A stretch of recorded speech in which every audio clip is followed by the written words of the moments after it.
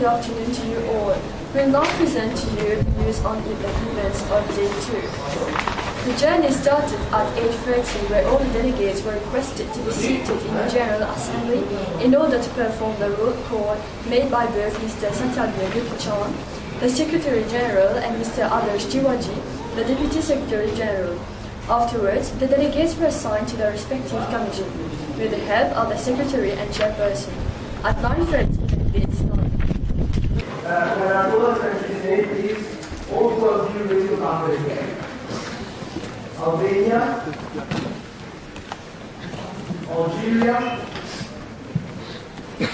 Angola, Argentina,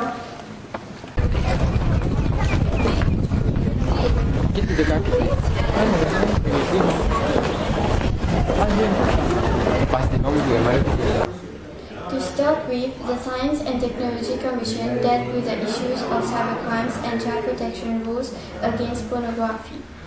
The delegate of Somalia talked about the use of updated firewalls and software to prevent hacking. Furthermore, the delegate mentioned the use of identification cards to reduce cybercrimes. Secondly, in the Social Commission, the delegate of United Arab Emirates discussed about sex education to be introduced in lower classes. The delegate was open to 2 points of information. Afterwards, there was an open debate involving the following countries: Guatemala, Georgia, Bahrain, and Sweden.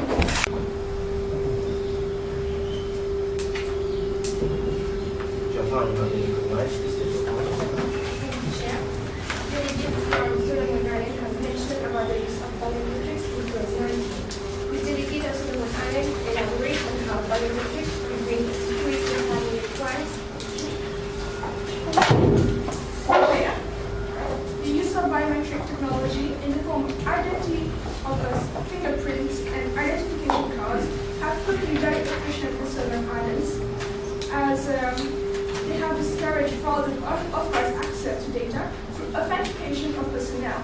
And this way, only authorized people can have access. Sex education can be beneficial if implemented in the education system in many countries, but it depends. It has got negative impacts, however, on the society. What I suggest is that if we implement sex education, we should implement it in certain classes.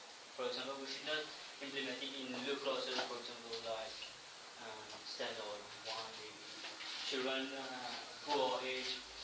Well, we should not implement it in classes where to be more precise, I'm the delegate of UAE, and in UAE I can think that as far as I know, HIV is not a serious problem in my country, and what I can say is that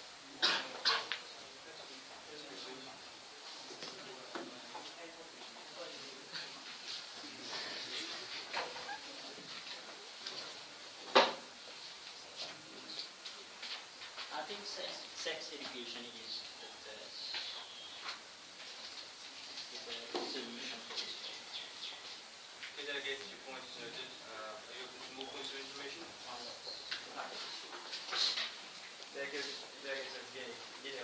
Concerning the Population Commission, the delegate of El Salvador debated the issue of birth control and mentioned family planning as a solution to increase population.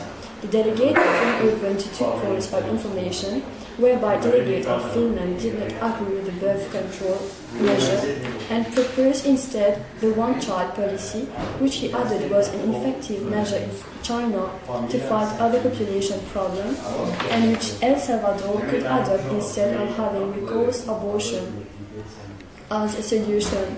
Delegate of Morocco mentioned religious conflicts that may arise, especially the objection of the Catholic Church regarding this issue. To the more destitute to have some kind of control on the number of children they wish to have.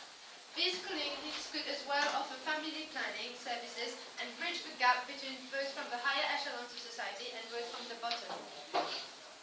Salvador appreciates the initiative of the UNFPA in Clause 19 and works to ensure universal access to reproductive health, advocacy and... Please be careful next time and follow what we are saying here. So, delegate wishing to rise to a point of information, please raise your packets. Lastly, the Security Council, which was presided over by Ganesh Chowdhury, discussed several issues with the Selection Committee. At first, the delegate of Togo talked about funds needed for the food and nutrition. Additionally, Rwanda was ready to help Togo as well as Luxembourg. Furthermore, the Peacekeeping Commission discussed strategies where Guatemala sought help and cooperation from USA, UK and France to discourage children, especially girls, from going to soldiers' training camp, as well as to combat the problem of rape. The delegate of Morocco raised terrorism issues, while USA was blamed for not being able to tackle terrorism issues in Iran properly. $1 billion to help redress the Malian economy, and if not the economy, to help the army itself to reconquer the land.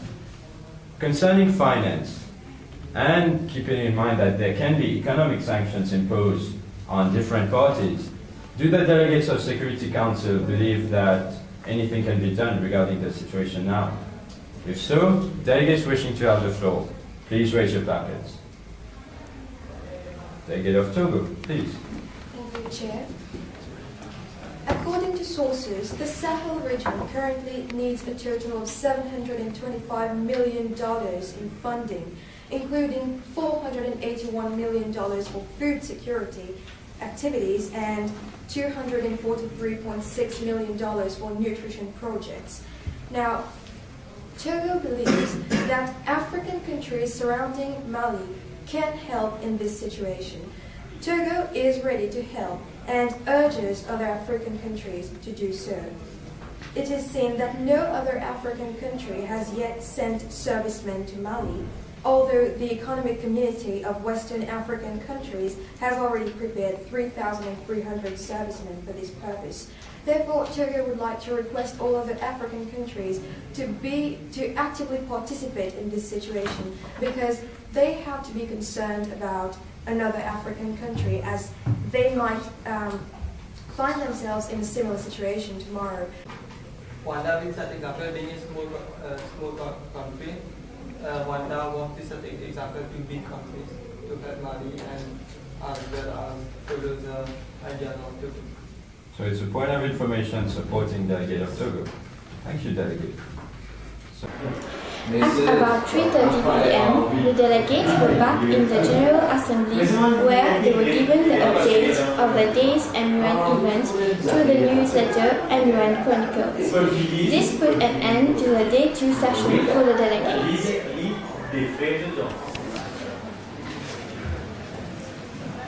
Room 11. Ladies and gentlemen, our news bulletin is now over. Wishing you all a very pleasant time. Thank you for your attention.